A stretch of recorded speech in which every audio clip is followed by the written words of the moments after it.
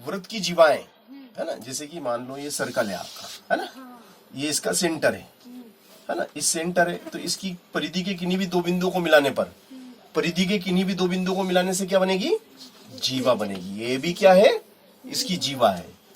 ये C D क्या है, इसकी जीवा है। और ये पी क्यू क्या है, जीवा है। ये भी इसकी जीवा है। हाँ, ये सबसे बड़ी जीवा है। ये इससे छोटी है, ये भी इससे छोटी है। तो वृत्त की सबसे बड़ी जीवा को हम क्या बोलते हैं, सबसे बड़ी जीवा। सबसे बड़ी जीवा क्या कहलाती है, सबसे बड़ी जीवा को वेरी गुड व्यास कहते हैं। सबसे बड़ी जीवा को व्यास कहते हैं। ये भी जीवा है, ये भी जीवा, ये भी जीवा, जीवा जीवा जीवा जीवा जीवा जीवा जीवा। कितनी जीवाएं होती हैं, अनंत जीवाएं होती हैं। व्रत में जीवाएं कितनी होती हैं, अनंत होती है, इन्फिनिट, है ना। चलो, तो इसी से रिलेटेड ये प्रश्न है।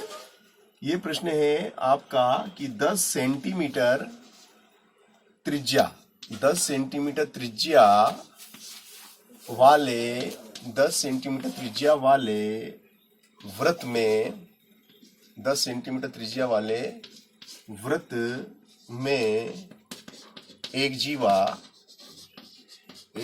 की केंद्र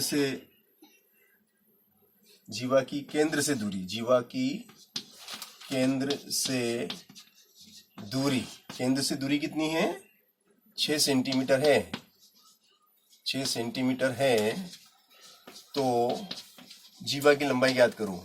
जीवा की लंबाई हमें निकालना है। क्या ज्ञात करना है हमें, जीवा की लंबाई हमें ज्ञात करना है। ठीक है ना। तो सबसे पहले तो ये आपका तो वृत्त हो गया। अब कह रहा है कि इसकी त्रिज्या कितने की है, 10 सेंटीमीटर की है। और इसके केंद्र से, ये इसका केंद्र हो गया, और केंद्र से कितनी दूरी पर 6 सेंटीमीटर की दूरी पर। कितनी दूरी पर, 6 सेंटीमीटर की दूरी पे क्या है, 6 सेंटीमीटर की दूरी पर एक जीवा है। 6 सेंटीमीटर की दूरी पे क्या है, जीवा। तो ये जीवा है। ये ए और बी, ए बी क्या है, ए बी इसकी जीवा है। किसकी जीवा है, वृत्त की जीवा है। केंद्र कितना है, केंद्र का नाम O है। और केंद्र से कितनी दूरी पर, 6 सेंटीमीटर की दूरी पर।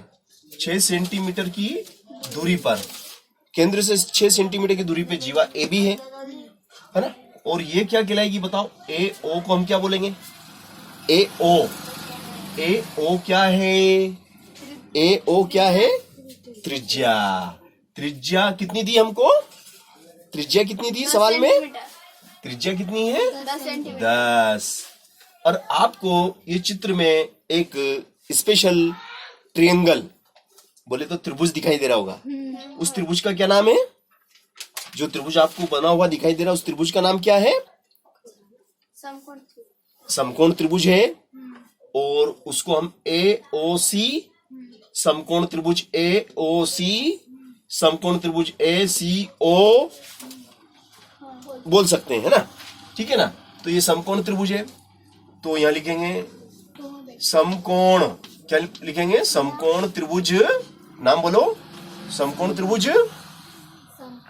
नाम बोलो, समकोण त्रिभुज ACO में कौन सी प्रमेय लगेगी बताओ, समकोण त्रिभुज में कौन सी प्रमेय लगती है, हाँ बिल्कुल सही, पाइथागोरस प्रमेय। पाइथागोरस प्रमेय है ना। पाइथागोरस प्रमेय ऐसी है जो समकोण त्रिभुज में लगती है। क्या है पाइथागोरस प्रमेय, बोलो, कर्ण का वर्ग लंब का वर्ग धन आधार का वर्ग, है ना। चलो अब देखो, ध्यान से देखो, कर्ण किसको कहते हैं, जो तिरछी लाइन होती है उसको कर्ण कहते हैं। तो यहाँ कर्ण कितना है, 10 है। तो ये 10 का वर्ग, है ना। लंब जो सीधी लाइन है कितना है, 6 है। चलो आधार, आधार यहां से यहां तक का, इसका ये आधार है AC, AC का वर्ग। चलो 10 का वर्ग कितना होता है? 10 गुणित 10, 10 का वर्ग डायरेक्ट लिख दो 100। 6 का वर्ग कितना होता है? 36 धन AC का वर्ग, ठीक है ना। फिर ये 36 उठ के इधर आएंगे तो ऋण के हो जाएंगे, बराबर AC का वर्ग। 100 में से 36 घटेंगे, कितने बचेंगे? 64 बराबर AC का वर्ग। अब हम क्या करेंगे? वर्ग घटेगा तो इधर क्या लगेगा? वर्ग घटेगा तो इधर वर्गमूल लग जाएगा, तो बराबर में AC। तो AC बराबर कितना हो गया भैया? 64 का वर्गमूल कितना? 8, है ना। तो देखो यहां से लेके यहां तक कितना? 8 सेंटीमीटर। यहां से लेके यहां तक कितना? 8 सेंटीमीटर। अब ये 8 है तो ये भी 8 होगा, क्योंकि ये मध्य बिंदु है ना। तो ये भी 8 सेंटीमीटर। तो बताओ पूरी जीवा कितने की होगी? संपूर्ण जीवा की लंबाई AB, संपूर्ण जीवा कौन सी है? AB। तो AB बराबर कितना हो गया बोलो?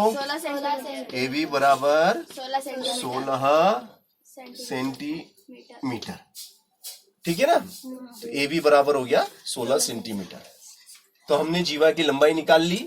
इस सवाल में हमको त्रिज्या दी गई थी, केंद्र से जीवा की दूरी दी गई थी, किंतु जीवा की लंबाई हमें नहीं दी गई थी। तो हमने जीवा की लंबाई निकाली। जीवा की लंबाई निकालने के लिए हमने देखा कि समकोण त्रिभुज AOC मिला, पाइथागोरस प्रमेय लगाया और इस तरीके से हमें जीवा की लंबाई प्राप्त हुई। कठिन के सरल? सरल है ना।